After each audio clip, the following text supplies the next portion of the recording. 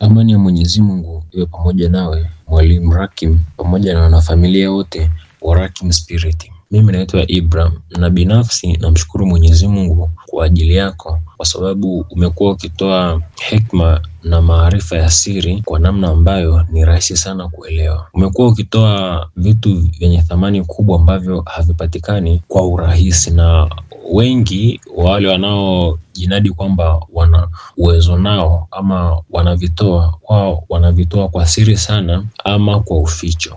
Lakini wewe umekuwa ni sehemu ya kisima cha maarifa ya elimu ya kiroho. Shukrani sana mwalimu, na Mwenyezi Mungu akubariki. Mimi ni miongoni mwa wafuasi wako, na bila shaka huu ni mwaka wa pili sasa nikiwa naendelea kukufuatilia katika channel yako ya YouTube ya Rakim Spirit. Mwalimu, mimi nina ushuhuda kidogo kuhusiana na majina haya matukufu ya Barhatin, ambapo kwenye kipindi kilichopita nilikuwa katika hali duni ya kimaisha, nikimaanisha kwamba hata tu kupata ule mlo mmoja kwa siku bado ilikuwa ni mtihani sana kwangu. Sasa siku moja nilikuwa napita kwenye mtandao, kwenye YouTube channel yako, nikakuta ulikuwa unafundisha yale majina ya Barhatin. Nilisikiliza vizuri na nikaelewa, kwa sababu ulikuwa unazungumzia lile jina la kwanza ambalo lenyewe ni Barhatin.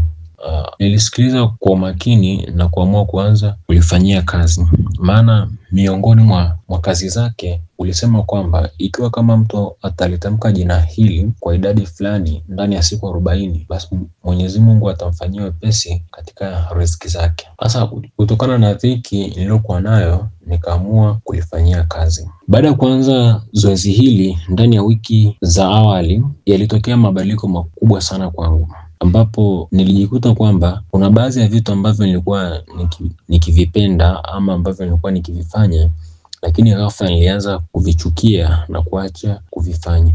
Kwa ufupi ni kwamba nilibadilika kitabia kwa ujumla.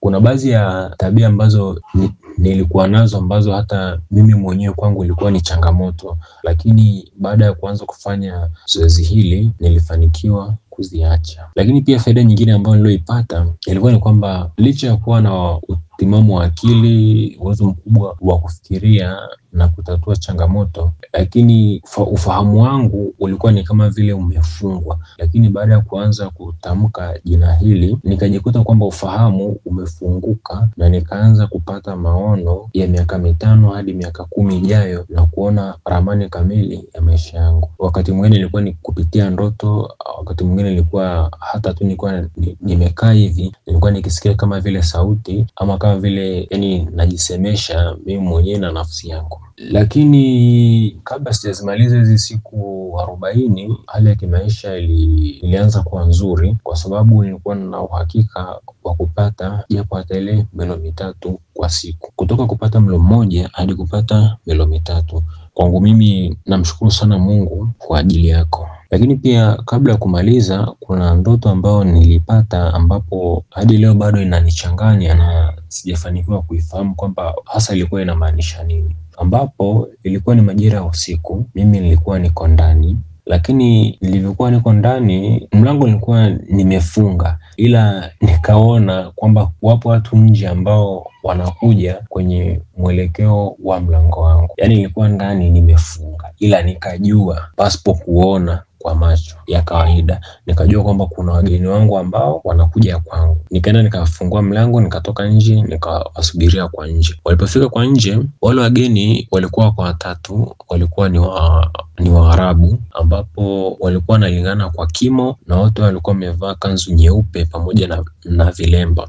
Lakini wale Waarabu hawakuwa vijana wala wazee, bali walikuwa ni watu wenye makamu kama miaka 30 hivi hadi 45.